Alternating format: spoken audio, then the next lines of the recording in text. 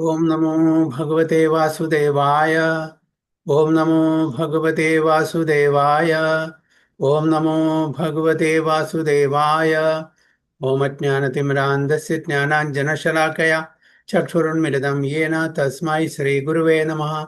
श्रीचैतन्यमनोभीष्टं स्थापितं येन भूतले स्वयं रूप कदा मह्यं ददाति सुपदान्तिकं वन्देऽहं श्रीगुरुं श्रीयुतपदगमनं श्रीगुरुं वैष्णवांश्च श्रीरूपं साग्रजातं सगणरघुनाथान्वितं तं सजीवं साद्वैतं सावधूतं परिजनसहितं कृष्णचैतन्यदेवं श्रीराधाकृष्णपादान् सगणललिता श्रीविशाखान्वितंश्च।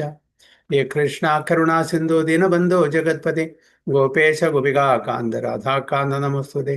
तप्त काञ्चन गौराङ्गी राधे वृन्दावनेश्वरी शबानुसुते देवी प्रणमामि हरिप्रिये। वाञ्छाकल्पतरुभ्यश्च कृपा सिन्धुभ्येव च पतितानां पावनेभ्यो वैष्णवेभ्यो नमो नमः। नमः ओं विष्णुपादाय कृष्णपृष्ठाय भूतले श्रीमते भक्तिवेदान्त स्वामिनिधि नामिने नमस्ते सारस्वती देवे गौरवाणि प्रचारिणे निर्विशेष शून्यवादी पाश्चात्य देश तारिणे। जय श्री कृष्ण चैतन्य प्रभु नित्यानंद श्री अद्वैत गदाधर शिवासादि गौर भक्तवृंद। हरे कृष्णा कृष्णा कृष्णा हरे हरे हरे राम राम राम हरे हरे। नारायणं नमस्कृत्यं नरं चैव नरोत्तमं देवीं सरस्वतीं व्यासं ततो जयमुदीरये। नष्टप्रायेषु भद्रेषु नित्यं भागवत सेवया भगवती उत्तमश्लोके भक्तिर्भवति नैष्टिकी।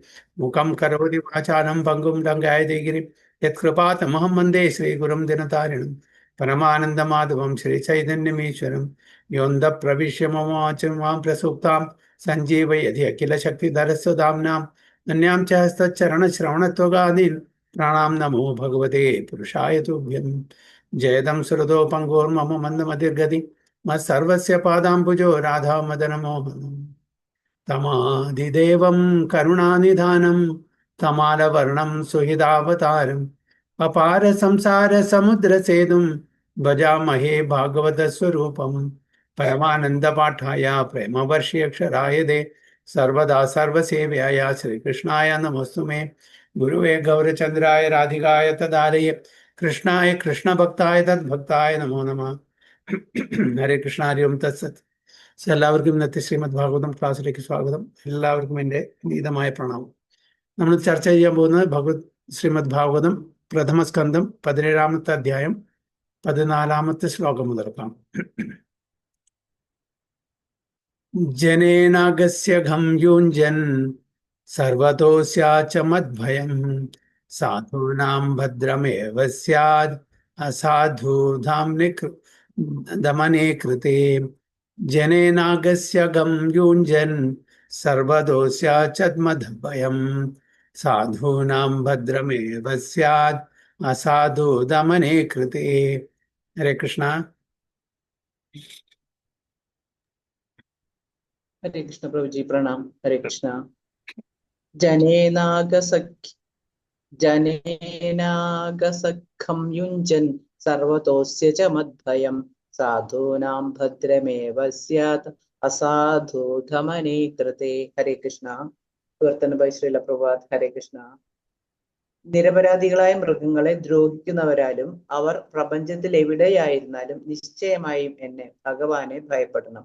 സത്യനിഷ്ഠയില്ലാത്ത ഖലന്മാരെ അടിച്ചമർത്തുക വഴി ഒരുവൻ സ്വയം അറിയാതെ നിരപരാധികളും നിഷ്കളങ്കരുമായ ജീവികൾക്ക് നന്മ ചെയ്യുന്നു. ഹരേ Krishna. Hare Krishna. Whoever causes offenseless living beings to suffer must fear me anywhere and everywhere in the world. By curbing dishonest miscreants, one automatically benefits the offenseless. അപ്പോൾ നമുക്കറിയാം നമ്മുടെ എന്താണ് സന്ദർഭം. പരീക്ഷിത് മഹാരാജാവ് കലിപുരുഷൻ്റെ ആ ഒരു സീനാണ് അവിടെ. അതായത് പൃഥ്വിയും ധർമ്മത്തെയും ഉപദ്രവിക്കുകയാണ്. ഒരു യാതൊരു കരുണയില്ലാണ്ട് ദാക്ഷിണ്യമില്ലാണ്ട് ഉപദ്രവിക്കാൻ. അതായത് ധർമ്മരാജാവിൻ്റെ അല്ലെങ്കിൽ ധർമ്മത്തിൻ്റെ, അതായത് ധർമ്മം ആരായിട്ടാണ് ഇവിടെ വരുന്നത്?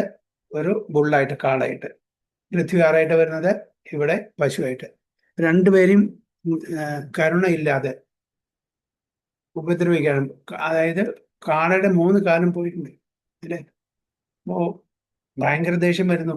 തന്റെ രാജ്യത്ത്, താൻ ഭരിക്കുന്ന രാജ്യത്ത്, എന്നുവെച്ചാൽ രാജാവ് പരീക്ഷിത് മഹാരാജാവ് ഭഗവാന്റെ നിർദ്ദേശപ്രകാരമല്ലാതെ രാജ്യം ഭരിക്കുന്നില്ല. സ്വന്തം ഇഷ്ടപ്രകാരമല്ല. ഭഗവാൻ എന്താണ് ശാസ്ത്ര ഗ്രന്ഥങ്ങളില്, ഗുരു സാധു ശാസ്ത്ര, ഇതിന്റെ അടിസ്ഥാന പ്രകാരമാണ് രാജ്യം ഭരിക്കുന്നത്. അപ്പൊ അവിടെ ഇങ്ങനത്തെ ഒരു സീൻ വരാൻ പാടില്ല, ഇങ്ങനത്തെ ഒരു സംഭവം നടക്കാൻ പാടില്ല. പിന്നെ എങ്ങനെ നടന്നു? അതുകൊണ്ട് തീർച്ചയായിട്ടും ആര് തന്നെ ഇതിന്റെ ഉത്തരവാദിയാണ് ശരി, അവരെ തീർച്ചയായിട്ടും ശിക്ഷിക്കണം. അതെന്റെ ഉത്തരവാദിത്തമാണ്. അങ്ങനെ ശിക്ഷിച്ചാൽ മാത്രമാണ് പാവങ്ങളായിട്ടുള്ള ജനങ്ങൾക്ക് രക്ഷയുള്ളൂ. ഇങ്ങനെ മിസ്ക്രിയൻസ്, സത്യസന്ധത ഇല്ലാത്ത ആൾക്കാർ, ഡിസോണസ്റ്റ് മിസ്ക്രിയൻസ് ഇവിടെ രാജ്യത്ത് നിറഞ്ഞാൽ സാധാരണ നല്ല മനുഷ്യർക്ക് ജീവിക്കാൻ ബുദ്ധിമുട്ടായിരിക്കും. അതും എൻ്റെ രാജ്യത്ത്. കാരണം പരീക്ഷിത് മഹാരാജാവ് വെറും രാജാവല്ല, രാജഋഷിയാണ്, സെയിന്റ്ലി പേഴ്സണാലിറ്റിയാണ്, സെയിന്റ്ലി കിങ് ആണ്. അവരെ ഗുരു സാധു ശാസ്ത്ര അതിന്റെ അടിസ്ഥാനത്തിൽ മാത്രമേ ചെയ്യുള്ളൂ. സ്വന്തം പ്രയോറിറ്റി അല്ല അവിടെ നോക്കുന്നത്.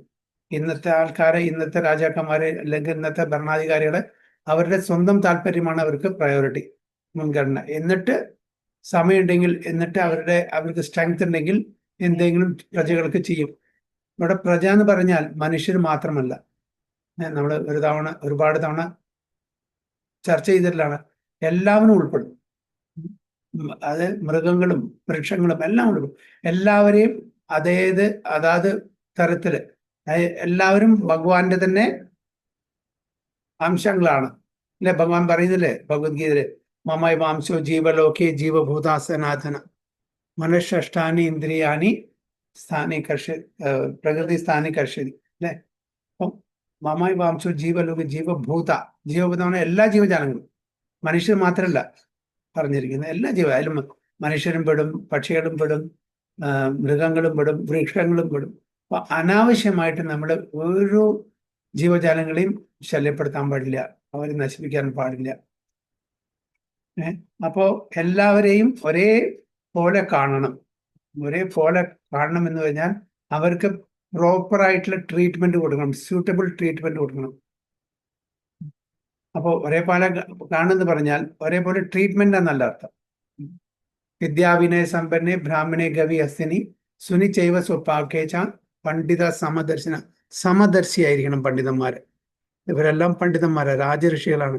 എല്ലാവരെയും ഈക്വൽ. അത് വൃക്ഷത്തിന്റെ ശരീരത്തിനാണ് ശരി, പക്ഷികളുടെ ശരീരത്തിനാണ് ശരി, മനുഷ്യരുടെ ശരീരത്തിനാണ് ശരി, മൃഗങ്ങളുടെ ശരീരത്തിനാണ് ശരി, എല്ലാവരെയും ഭഗവാന്റെ അംശമായിട്ട് കാണാനുള്ള ആ ഒരു തലത്തിലേക്ക് അവർ വരുന്നു. കാരണം ഇവരെല്ലാം സാധാരണ നമ്മളെപ്പോലെ 3 ഗുണത്തിന്റെ അധീനത്തിലല്ല, ഭഗവാന്റെ റെപ്രസെന്റേറ്റീവ്സ് ആണ്. അപ്പൊ അവരെ വിദ്യാവിനയ സമ്പന്നെ ബ്രാഹ്മണെ ഗവി ഹസ്തിനി സുനി ചൈവ സ്വപാകേജ പണ്ഡിത അത് ബ്രാഹ്മണനായാലും ശരി, പശുവായാലും ശരി, ഒരേപോലെ ട്രീറ്റ്മെന്റ് ചെയ്യും. ഒരേപോലെ ട്രീറ്റ്മെന്റ് ചെയ്യാൻ പറ്റില്ല. ഓരോരുത്തരെയും കോൺഷ്യസ്നസ് വ്യത്യാസം. അപ്പൊ പ്രോപ്പർ സ്യൂട്ടബിൾ ട്രീറ്റ്മെന്റ് ആവശ്യം.